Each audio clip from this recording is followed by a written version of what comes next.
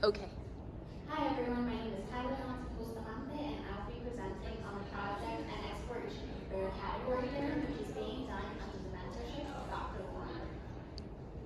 So the Baire Category Theorem states that every thick subset of a complete metric space M is dense in X. A non-empty complete metric space is not thick. That is, if M is the union of countably many closed sets, then at least one has a non-empty interior. The goal of this project is to essentially understand this theorem and its corresponding proof to the point where I can explain it to another person such that they have a base level understanding of real analysis. I also want to note that all definitions and theorems come from real mathematical analysis and Dr. Charles Keyes. Now, why this theorem? This is a key theorem in graduate level mathematics, and I would like to pursue a graduate education in mathematics. Also, most continuous functions are nowhere differential. We'll get into that a bit later. Now, exploration of this theorem is part of real analysis, and real analysis is key in upper level pure mathematical research. So the outline of this project is first and foremost the background definitions, secondary Baire Category Theorem proof, third application, which is related to pure mathematics only.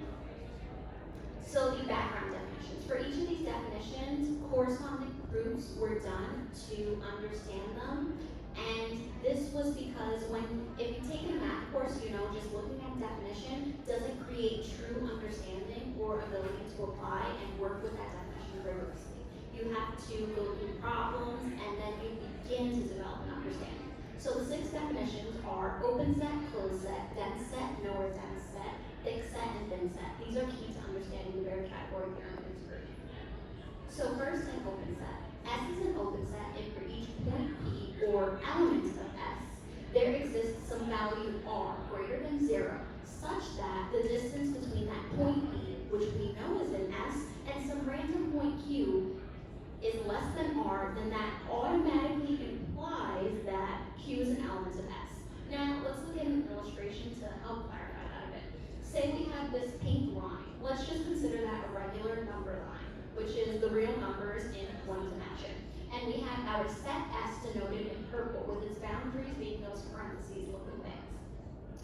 We have our point P in blue.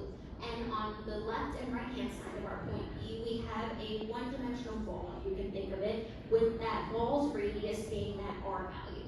If Q falls within either side of that R value, that green, then it's automatically true that it is an element of S.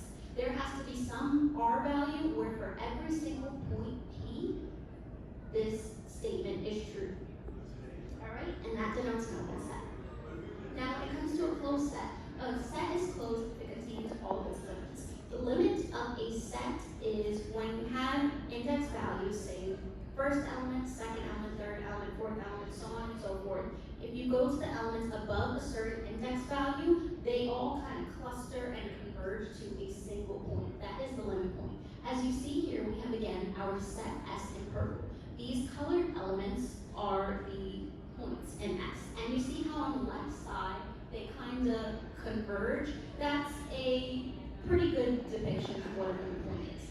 A closed set contains all of these for every subset of that set. Now, a dense set.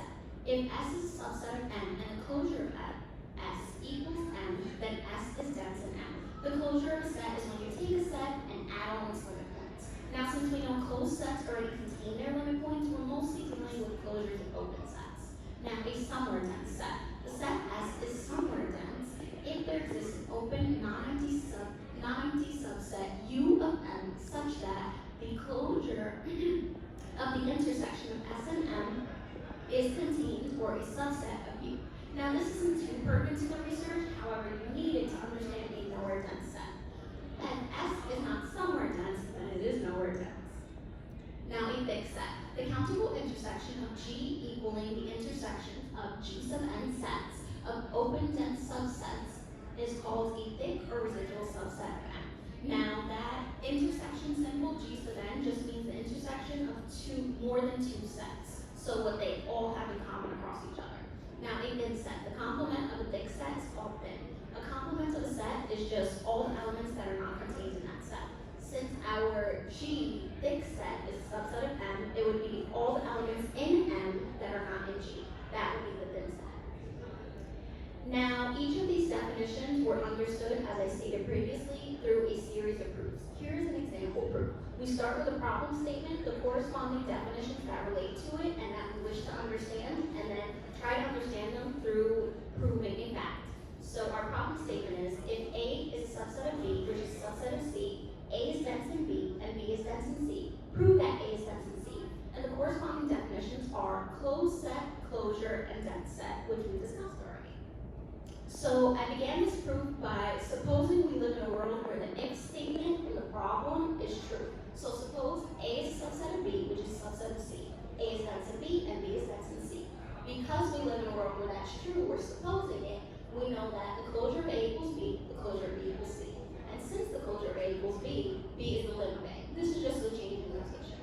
And the closure is an idempotent operation, which means if you do it 1 time, 3 times, 4 times, 10 times, 20, a million times, it gives you the same outcome. Therefore, the closure of A equals lim A, which equals B. And lim B equals the lim of lim A, which equals C. Thus proving that if A is a subset of B, which is a subset of C, A is dense in B, and B is dense in C, then A is dense in C. Now back to Baire's theorem. Let's just take a look at the first sentence for now. Every thick subset of a complete metric space M is dense in M. Based on that proof, we kind of had some intuition, and in the works of development, on density. So we know that every thick subset of a complete metric space is dense in M, which means if you take that thick subset, add all of its limit points, you end up with M. Because we're taking the closure and it is dense in M. So now you see why doing those proofs is very helpful in understanding the theorem statement alone and then its corresponding proof. Now when it comes to the application, the generic function f and the continuous functions is differentiable at no point in the interval a, b, including its endpoints, nor does it have a left or right derivative at any x in a, b, nor is it monotone at any subinterval of a, b. Now this is surprising if you've just taken a calculus course because you're dealing with all these wonderful functions, polynomials usually, that you can differentiate, integrate, and that's good when you're at that level of math because it helps you to understand the background and how these functions move and operate. However, when you get to higher levels, you see that is hardly ever the case based on this theorem. The generic continuous function doesn't apply, it's not differentiable. An example of this would be the Baire function. The Baire function, depicted in blue on the right side, you see here, it has no breaking point. It is continuous everywhere. However, these sharp edges and turns show that it's not continuous. You're probably thinking, all right, what if we zoom in? It looks straight at some parts. This animation here on the right shows zooming into the Baire function and how it never stops having those jagged edges, which is why it is not continuous it is not differentiable at any point, even though it's continuous at every point. And this is what the generic function more closely resembles rather than your polynomial you're used to seeing. So now the next steps for this project are finishing the exploration of Baire's proof and the explanation of that, and exploration of the application that most continuous functions are nowhere differentiable and the corresponding proof of the theorem we discussed. So I'd like to thank you, special thanks to my mentor, Dr. Ruth at Mercer University, the McNair Scholars Program for funding this research, and the Westchester Undergraduate Research Conference